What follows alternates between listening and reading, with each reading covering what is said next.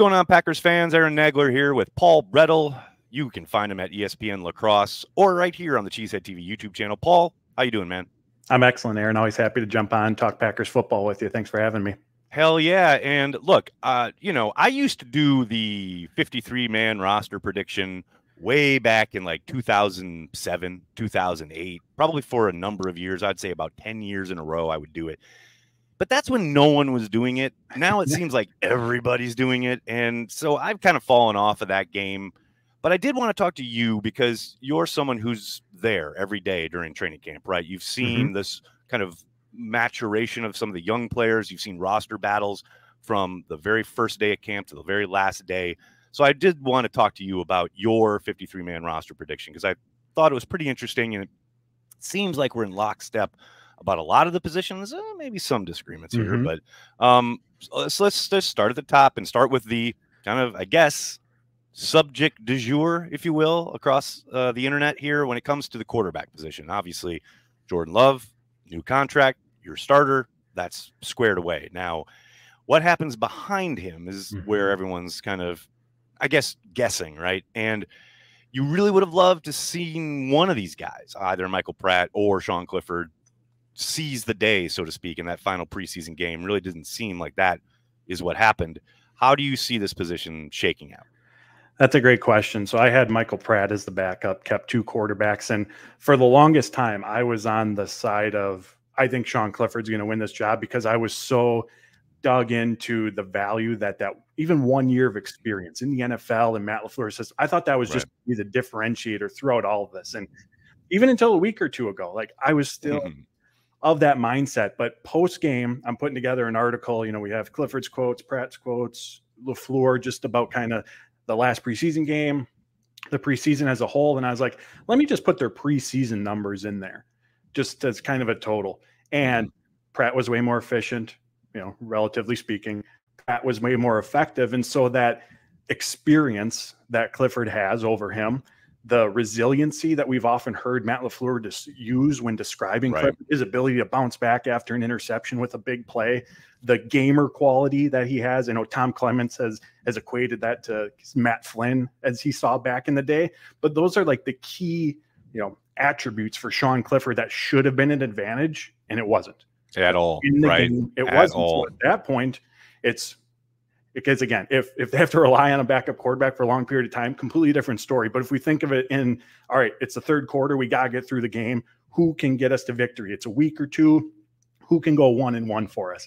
And right now, I feel like that player is Michael Pratt. Now, one thing I'll add to that, we heard Matt LaFleur talk so much about the process of the quarterback position. I know it's easy for us on the outside to get locked into the stats, but after Jordan Love's extension, he referred to the 2022 preseason as that was the turning point for LaFleur, where he goes, all right, things are clicking, but go look back at Jordan Love's stats that preseason. That, from that perspective, doesn't look like things were clicking. So when the Packers are making this decision, it's getting in and out of the huddle, the pre-snap checks, your footwork, going through your progressions. All these are... It's literally everything involved with the position, not just the production, right? Although you would like to see more production, maybe some more efficiency. But to your point, I think they place way more stock in exactly what you're talking about there than probably the general public does. Yeah, 100%. Because LaFleur said, you know, if the process is done consistently correctly, the results are going to follow. And that's the approach they took all last season with Jordan Love and just trying to get that component right. Last thing I'll say about quarterback, I know there's talk of, well, do they go to the waiver wire to bring someone in? I don't think that's the case. I don't either. The reason I say that is because Gutekunst has said, we want to get back to drafting and developing. Well, if you're drafting day 3 quarterbacks, they need more than one offseason in Pratt's case, 1 year in Clifford's case to develop and be the guy. Like, this is the path that the Packers are going down. They know that there's going to be ups and downs. And I'm not saying we don't want to see better play than what we did this summer, but to an extent, a 5th, 6th round pick from last year, a 7th round pick this year, like, we also shouldn't be like terribly surprised at the play that we've seen either. So we know that the Packers know this. We know that they have the patience with starting quarterbacks to go through this process. So I just don't see, and watch, it'll be completely different, but I just do not see them right now going and getting someone else to bring in, because Otherwise, you're abandoning this process that you wanted to get back to, a process that organizationally you've stuck to relatively early in the process.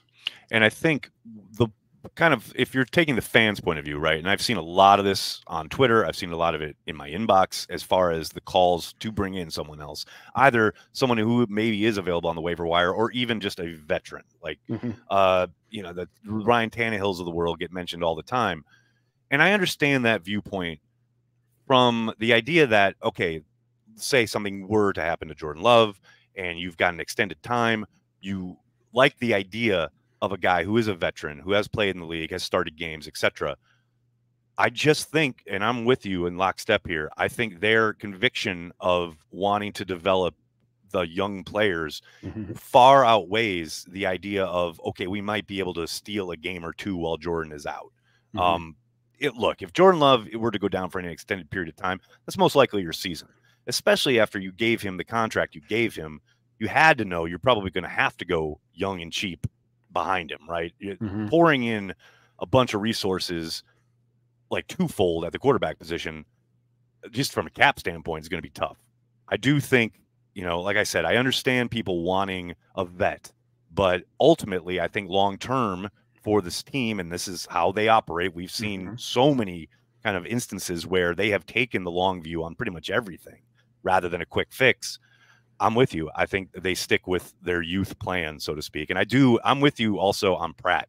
I think because of what he's shown as far as not only getting a handle on the offense, and I don't think he's there yet, you know, I think he's got a long way to go, but from where he was kind of that first week of camp to where he ends up in that final preseason game, yes, he throws a bad interception, but he also throws a touchdown pass, seems to have a real good command of the line of scrimmage, to the point where he's using his cadence to get guys to jump off sides in practice and in games.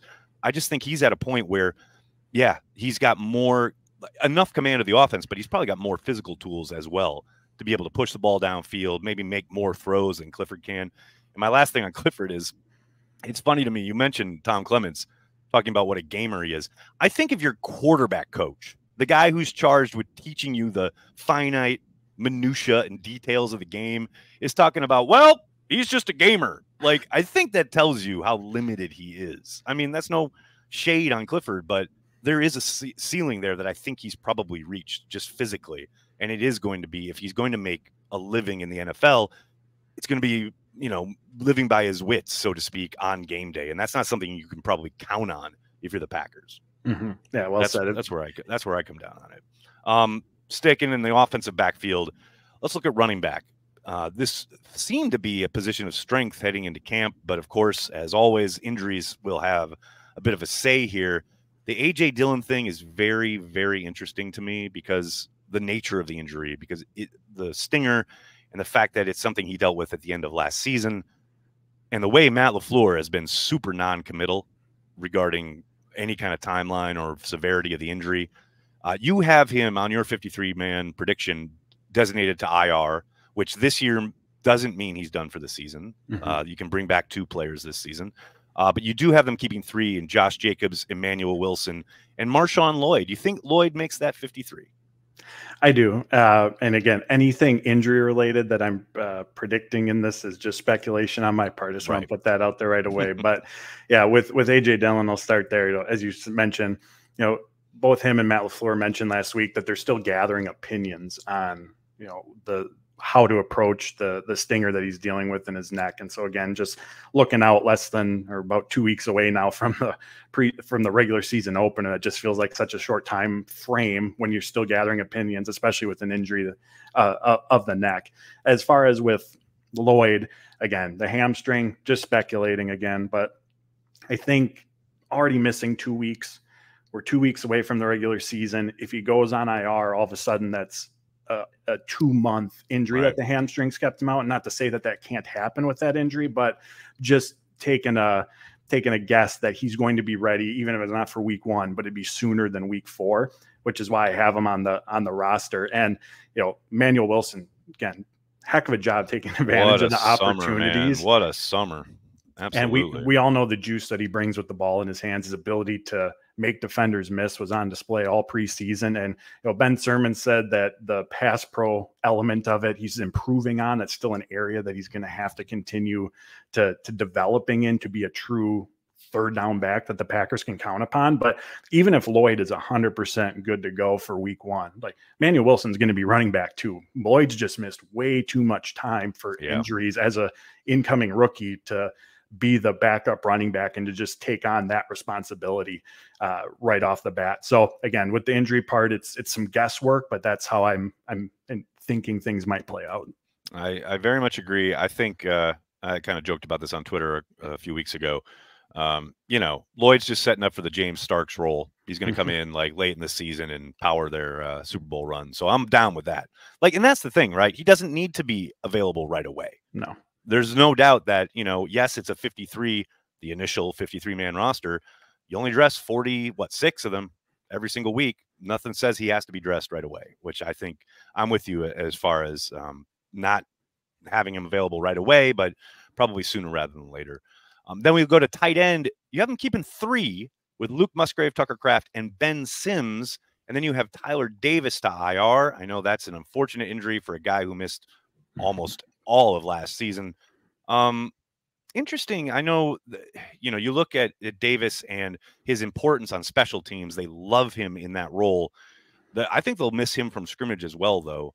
I do think he's a better, more consistent player than fans probably give him credit for. I know he had a rough summer 2 years ago, and that's kind of colored people's perceptions. But I think he's a really solid player. But I also think Sims had a quietly really good camp, to my eyes. Yeah, he did. And I think at least from what I saw, I felt their impacts were different as far as, and I know everyone saw the Broncos game with Tyler Davis, but to me, that was the outlier from the summer. From a pure blocking perspective, I thought that Davis overall had the better summer than Sims in that regard. Sims's impact came in the passing game. Like there were some seam routes, right? Yeah. Multiple seam routes throughout practice where he was making really good catches in stride, contested catches.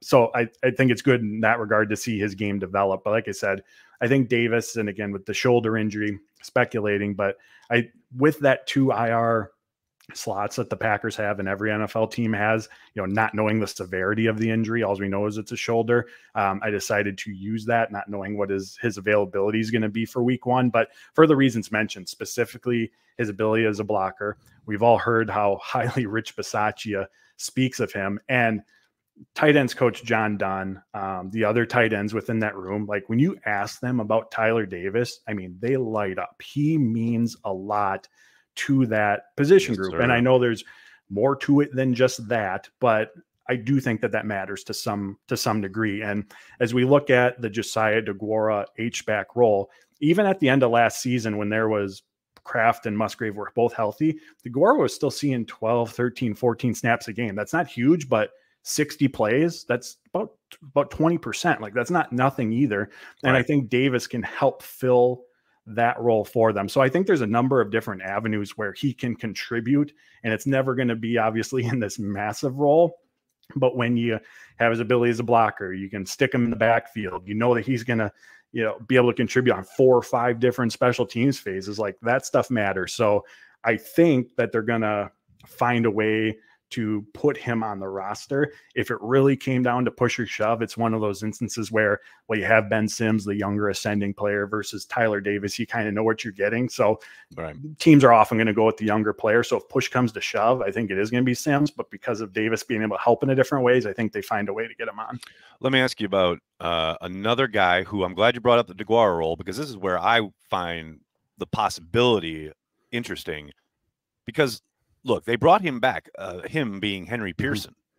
Pearson was kind of an H-back type for them for, a small stretch there last season. Started this camp, got released, came back. Now, that might just be, we need to get through practice kind of thing. But I think there's enough talent there that I wouldn't be shocked if he ends up being rostered for that very reason. The idea being we need someone to fill that kind of 20% H-back role in this offense for a guy who also plays a lot of special teams. Yeah, I think that's absolutely in play. And, even with Davis, like a potential roster elevation, if Davis is out, to have Pearson in that role. And it's a limited sample size that we got to see from him, but Right. college tight end. And I can't remember, it all kind of blurs together, but I think it was the Ravens joint practice or is the Packers individual practice last week. But, he's running 25 yards downfield and they were targeting him with the second. They had a wheel route to the fullback. Yes. Been waiting for it.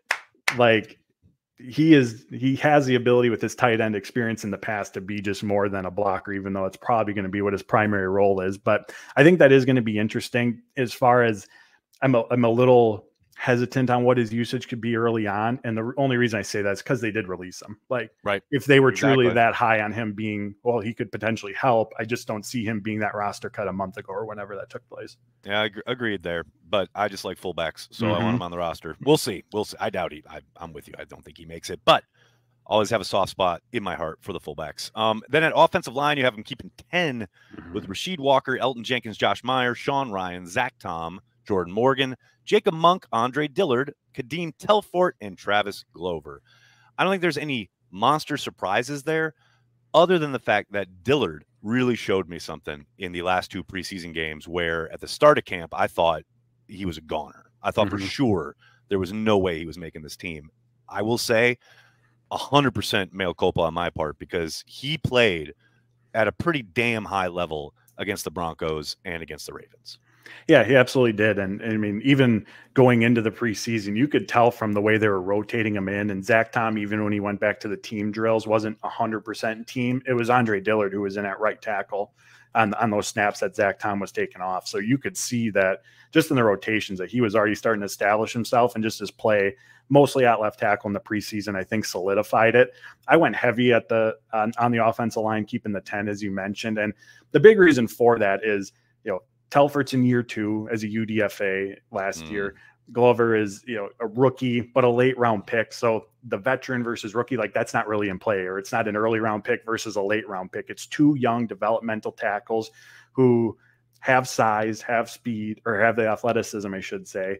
And we've seen the Packers do that in previous years. I mean, they kept Caleb Jones and Luke Tenuta on the roster. That's a premier position, one we know they extremely value. And I think they'd be willing to carve out roster spots for an additional one of them in a developmental role. Right. As far as the pecking order, like say they only keep 9, again, just based on the limited snaps we saw in preseason from Glover with the 2s, I still think Kadeem Telfort, depth chart wise, based on the rotations, is ahead of him. Glover I agree. As far as what they've shown as far as who's playing with who, I will say this is absolutely just my personal kind of opinion / bias, but I can't imagine a world where the Packers are looking at the tape and looking at the practices and saying, yes, we think Kadeem Telfort helps us more than Caleb Jones. That blows my mind. I know that Jones is limited in some aspects of his game. I know they have concerns about his pass pro.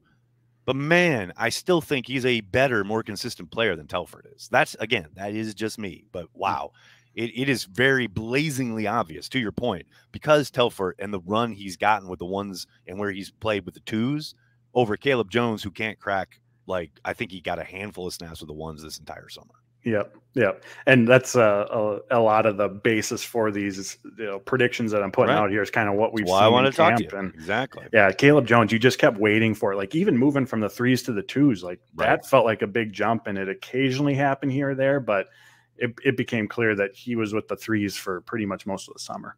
Absolutely.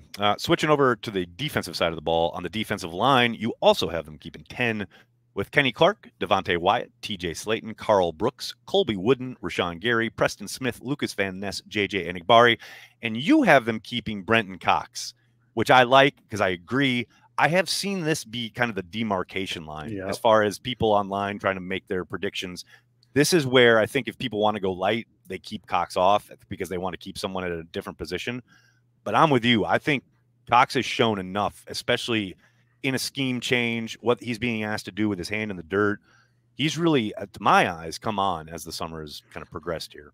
Yeah, I thought so too. And, spoiler alert, because I kept Cox, I wasn't able to keep a Zane Anderson or a Christian Welch on the roster. But my reasoning behind it is, long term, looking at Christian Welch versus Brenton Cox in this defense, like who has more long term viability? Well, it's Brenton Cox, because I mean, Preston Smith, Agreed. This could be his final year. He could be in his final 2 years. Like, you can see a path to where Brenton Cox becomes a rotational member of this team. And as you said, we saw him ascend during the summer. We saw him with those steady pressures in the preseason games. And I think, I know we all often overvalue the chances of one of the Packers players getting claimed by another team once they're released. But taking that into account, who's more likely to get claimed? Brenton Cox or Christian Welch, who was released last year by the Ravens, wasn't claimed. Packers signed into the practice squad. So the long-term outlook for each of those players, the odds of getting claimed, even if still low, were the big parts of the decision-making process, even though this year,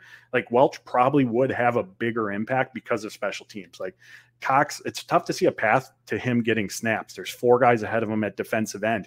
He wasn't a special teams guy last year. During the playoff game against the Niners, when Enagbari was out, they actually elevated Keyshawn Banks from the practice squad to take his team snaps while Cox was inactive. So again, he's going to have to find a way to contribute in that phase. He's talked about on a couple occasions this summer, like that's where a lot of his emphasis is and what he's working on. Like, he knows he has to find a way onto the field in that regard. So his path onto the field isn't necessarily terribly clear right now, whether it's defense or teams. But again, premier position, young player, tons of upside.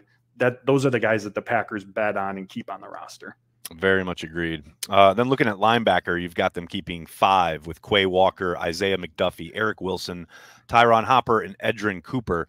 Man, just a moment to say, what a disappointment to have Cooper sidelined for essentially the majority of the summer. I mean, so exciting when they drafted him. Visions of him just kind of bursting through the line, all the stuff they kind of like him as far as his athleticism, the upside, and we got to see none of it. But you have them keeping him on the roster. I think understandably so, given his draft pedigree and the obvious tools that they, undoubtedly like. But the Welch dismissal here, I think, is correct as far as the idea of they can bring him up from the practice squad if necessary. I still think they figure out a way to keep him on the roster. I don't know where they go light. I do think because he is so stalwart on teams and has been throughout the last kind of year, I also think he showed enough this summer as far as his ability from scrimmage, especially the last 2 preseason games, that you can count on him. You know what I mean?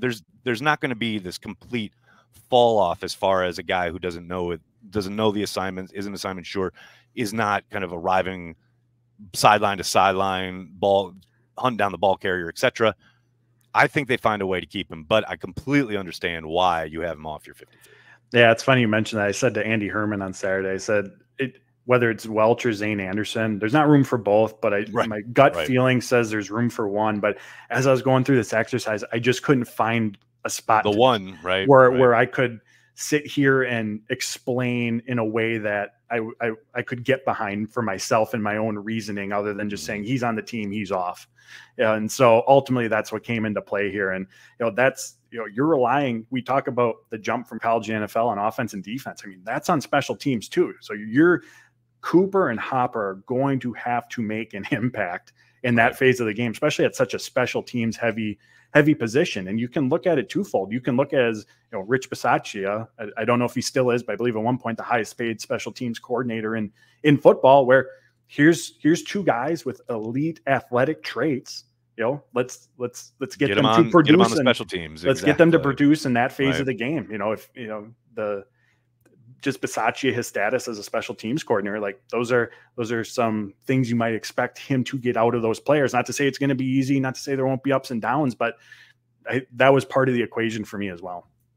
Then looking at cornerback, you have them keeping 6 with Jair Alexander, Eric Stokes, Carrington Valentine, Keyshawn Nixon, Corey Ballantyne, and Kalen King.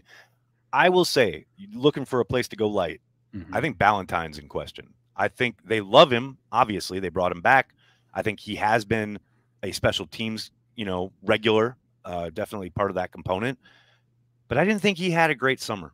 I don't think I'm not going to say he didn't do himself any favors. I think he played hard. I think he, did what was asked. But I just thought especially when you look at Kalen King and his upside, and obviously a draft pick, albeit a 7th rounder. If there is a place they could go light, this would not surprise me.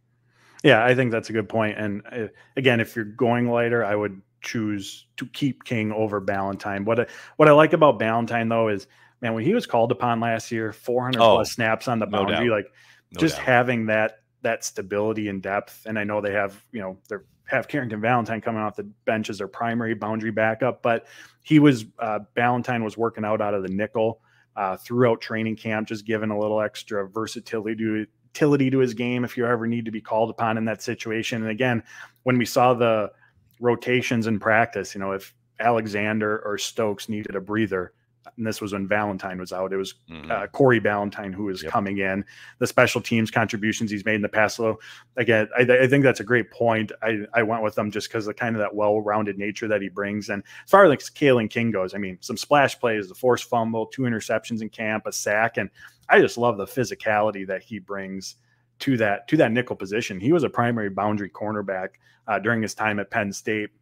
And so during the pre-draft process, he said he knew that teams were probably going to look at playing him inside. So the fact that he's there wasn't a surprise, but that's still been a part of the transition for him. He said, no doubt. I believe these were Kalen King's words, is something like it's just a different world inside versus outside and what they're asked to do with the run fits, all that different responsibility. So the fact that we saw those splash plays from him as he's making that transition really impressed. Very exciting. I love this kid. And to your point, the physicality just pops, right? Whether it's on the practice field or even watching on television. He's a physical dude. Now, sometimes he comes in a little out of control. He's got to get that under control. But yeah, you really like what you see there. At safety, you have him keeping 5. And can I just say, I can't believe we live in a world where the Packers went from what they had at safety last year to what they have at safety this year, considering everything we've seen from the young players over the course of this summer. You have them keeping Xavier McKinney, Javon Bullard, Evan Williams, Anthony Johnson Jr., and Ketan Oladapo. Man, this room is so exciting. And the way that each and every one of these guys has shown a burst, a physicality, a absolute no hesitation when it comes to breaking on ball carriers, getting in passing lanes, just flipping their hips and taking tight ends or running backs up the seam. There are absolutely no words for how different this safety group looks than what we've been used to the last 3 or 4 years. Yeah, I think I told you one of the practice, hands down my favorite position group to watch top to bottom. And I mean, Anthony Johnson, I've been really impressed with his play this summer. Obviously, the rookies have come in and garnered the attention, deservedly so. But I mean, we saw in that Ravens preseason game just the level of physicality. He seems to transition pretty smoothly between strong safety, free safety, whatever he's being asked to do, and has that background playing in the box coming out of Iowa State. And Oladapo, setting the edge in the Denver game at the safety position.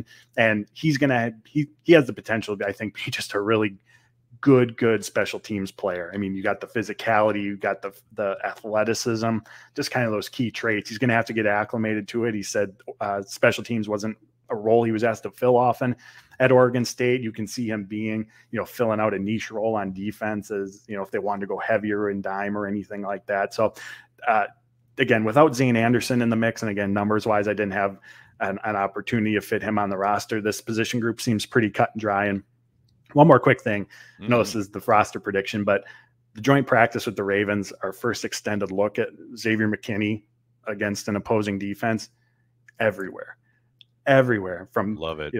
The single high safety to flying to the right sideline to help Eric Stokes in coverage, tackle at the line of scrimmage in the run game, tackles in the flats, pass break up over the middle. I mean, and the communication pre-snap. I mean, he's just commanding everything back there. It was extremely fun to watch. Well, speaking of, let's get this on the record. Since you drew Matt LaFleur's ire earlier in camp, tell the listening or viewing audience who maybe weren't privy to the back and forth there at the press conference what McKinney, or it wasn't McKinney, it was Bullard, I believe, who told you regarding the pre-snap communication at the safety position.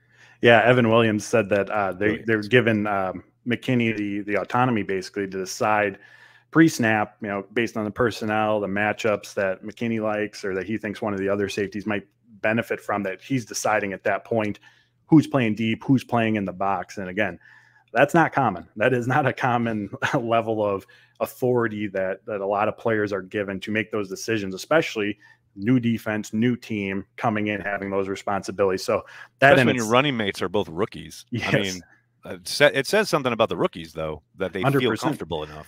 Yeah, and after Matt LaFleur gave me, or I should, Evan Williams, I suppose, more than me, a hard time for that. That's kind of what he acknowledged in his response to the question, is that one, they're doing that because they think that highly of McKinney, but they're able to do that because of Williams and Bullard and the confidence that they have in them. Absolutely love to see it. And then finally, because we have to, the specialists, of course, you have them keeping 3 in Daniel Whalen, your punter, Matt Orzik, your long snapper, and Anders Carlson. You have him keeping Carlson, which I don't think is a surprise. I think he is going to be the kicker. But damn it, if that last bunny miss in the preseason game didn't just like throw just a little bit of salt in every wound of watching him miss kicks last season, was perfect. You can correct me if I'm wrong here, Paul, but he was perfect all week. Good in the games, good in this past game, until that final kick, just to keep us on our toes. I'm so pissed at that. I was so a 32-yarder, not even an extra point. And yeah, my post-game article that I wrote ended up being about the kickers as that game's unfolding. I'm like kind of set in stone here. But like you said, it just, that seed of doubt just came back again and continued to grow. I mean, throughout training camp, he had the higher percentage than Greg Joseph. And I said from the start, like, for Joseph to win this, in my opinion, he had to be light years way, way ahead of Carlson, because better. Even if it was particularly close, you're going to go with the upside younger player over the guy in his 5th year who you kind of know who he is at this point. He's made 82% of his kicks in his career. I think he made 79 or 80% in training camp here. Like, that's who Greg Joseph is. So if all things equal, you're going to take your swing and hope that you can unlock that potential upside that they saw in Carlson when they drafted him. I like everyone else, I'm sure we all think that claiming or bringing in someone to take Carlson's spot once they see who cleared waivers is certainly in play. The one thing I'll just add to that, and I agree, it's in play, is there isn't any runway. There isn't any training camp practices to have these two compete. And players are released for a reason. They are out there for a reason. So you're still going into the unknown. It's just a different unknown than what you have with Carlson. So, right. And that doesn't mean it can't work out, but again, they're released for a reason. You don't have the opportunity to compete. You bring him in, you have to release Carlson to make room for him on the roster. And then that's your guy. And he has to figure it out on this new team as the regular season's unfolding. Overall, just not a great position to be in. I'll admit, I thought there was no way that, there would even be, like you say, it's in play. I would have said, no, that's not. Until Matt LaFleur literally said into a microphone for the entire world to hear, we'll see what happens around the league. Yep. When he said that, and he was talking about the quarterback position and the kicking position, that tells me, okay, they are open to any and all possibilities. I still think, to your point, they go with Carlson for all the reasons you just stated, but can't sit here the Monday before cutdowns and say that they aren't looking, because I'm sure they absolutely are. No question about it. Paul, can't thank you enough, man. We'll be linking to this in the description of this video. Check out his work at ESPN LaCrosse and on Twitter and everywhere he does all of his breakdowns, analysis. Paul, we really appreciate you, man. Thanks for taking the time. Thanks, Aaron. Appreciate it.